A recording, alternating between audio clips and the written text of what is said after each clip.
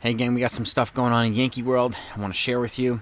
And after last night's very pivotal win and much needed win over the Blue Jays, the Yankees may have a little bit of speckle of momentum, but we'll see. I mean, not exactly sure whether it was Aaron Boone's fiery press conference the day before or the hit by pitch yesterday from Alek Manoah to Aaron Judge that may have ticked off the team a little bit and ticked off Gerrit Cole and some other guys, but whatever spark plug the Yankees can use right now to help them win games, they need.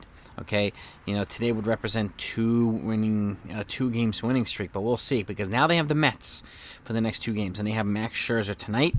They have Jacob deGrom tomorrow. I'll obviously be out with the lineup later, and any other Yankee news that comes out, I'm going to share it with you. So if you haven't subscribed to this channel, make sure you do that right now, please, and hit the notification bell. That way you get everything live time. You don't miss stuff.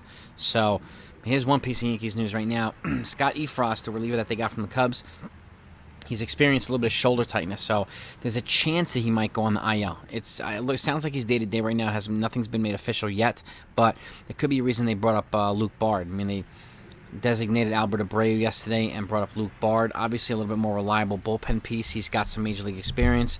He had a sub-2 ERA for quite a bit of time this year with the Tampa Bay Rays, so he was relatively solid this year.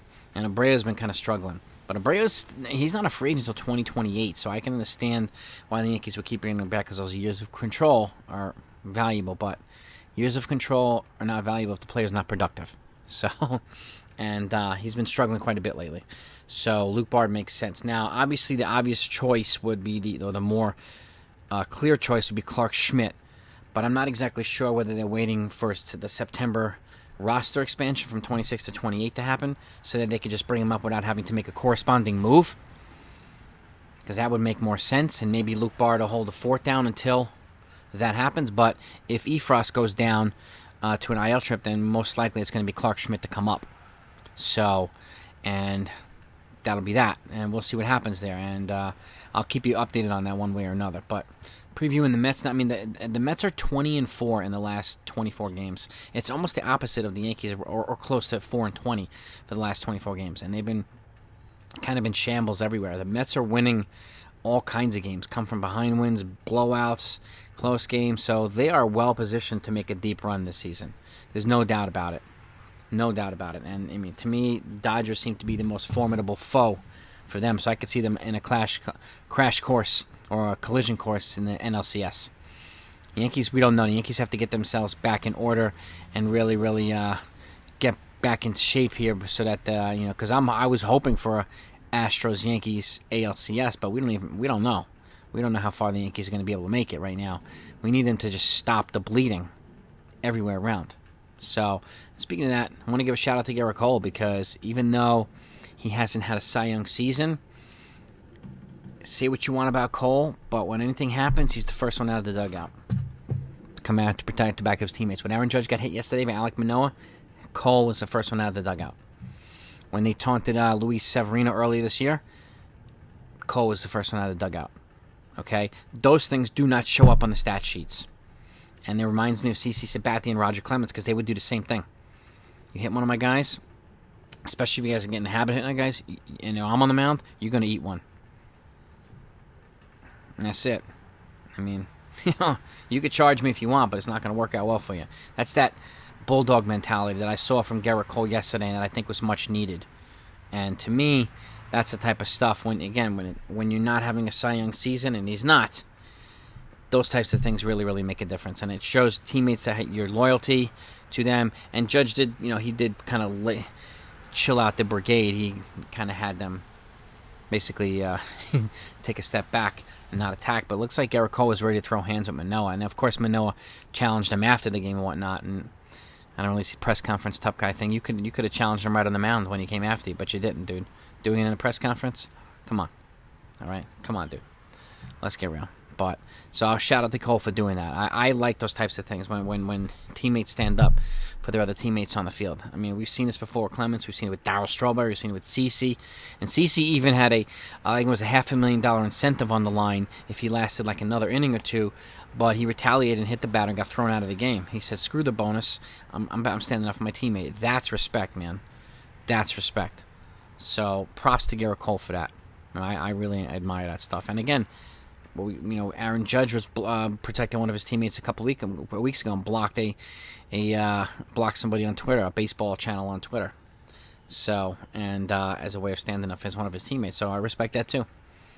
But that's where we're at right now. I mean, the Yankees obviously have to reverse this momentum. Hopefully they'll have a fire lit under their ass now. Maybe they'll stunt the momentum of the Mets. You never know. I mean, just because it's DeGrom and Scherzer doesn't mean it's 2-0, two straight wins for the Mets. Doesn't mean that. They still have to perform. And maybe the Yankees, with Benintendi kind of waking up yesterday, his bat with his first home run, maybe the Yankees are going to get a little bit of momentum now. And again, I'm being optimistic here, but not at the expense of reality. Would I be surprised if they lost both games? No. Would not. But would I be surprised if they won one or both of them? No. I would not also. So I'm hoping that they win these games, but that's where they're at right now. And again, the Mets lineup is formidable. It's balanced all the way up from the top to the bottom. And they've had some pitching injuries, but they've got their two Bulldogs healthy again. And DeGrom looks filthy.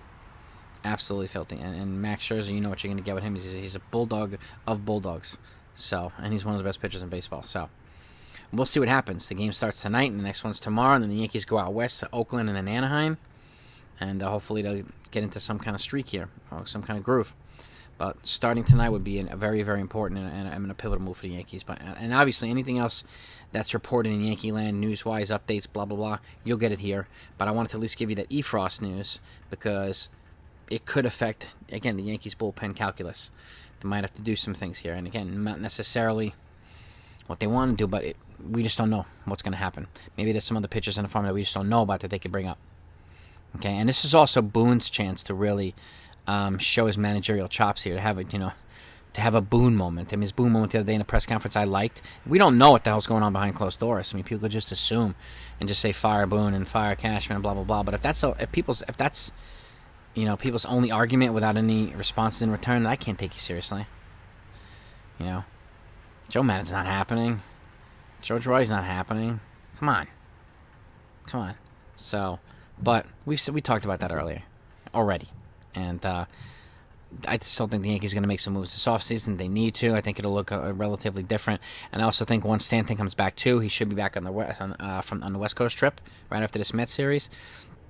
That'll be an addition, a boost to the lineup. And again, it might take him a week or two to find his rhythm, but it would be a boost. They can move things around a little bit more effectively, and they wouldn't have to be fluctuating guys back and forth.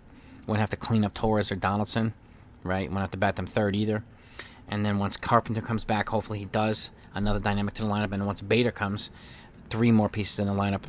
That could be more productive than some of the 3 guys we have here now. But that still remains to be seen. It has to actually happen. On paper means nothing. You got to put this together. You got to perform, right? So, which is why I'm not handing the Astros the championship yet. Which is why I'm not handing the Mets the championship yet. They have to perform when it counts the most. Okay? And we'll see what happens. And that also goes for the Yankees. First half of the season doesn't mean anything. There's no such thing as an August 22nd world champion. Right? 85% of the season champion. Doesn't happen. Doesn't exist. Never will. So, but that's it right now, guys and gals. I'll see you later on for the lineups. Over and out.